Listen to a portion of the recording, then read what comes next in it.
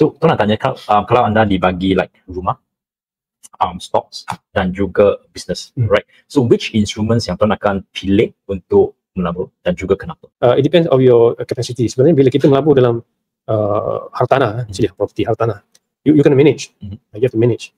So which means you can take care of the house and then people can sell, and can rent the house and stay there. And you mesti cari tenant yang terbaik. If you get a good tenant, they will pay bulan-bulan cantik. And then you get the rent, no issue. Tapi you have to cari the best tenant. You can manage. Okay.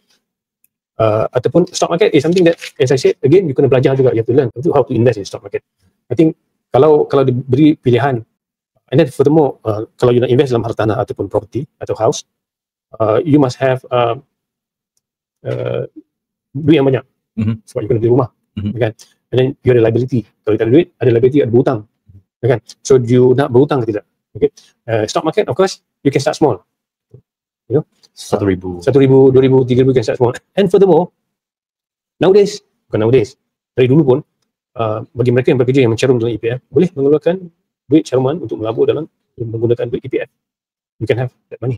Bukan saja dalam unit trust, boleh melabur dalam saham ataupun dengan managed account or private mandate, mengeluarkan duit ke EPF. Boleh juga, tak ada masalah. Maknanya, you tak payah ada duit pun, you masih lagi boleh melabur. Okay. So kalau antara harta tanah and stock market, I think I can choose both sebenarnya. I can choose both. Download Malaysia's leading AI investment tool, Value Farm, for free now at Google and Apple Play Store.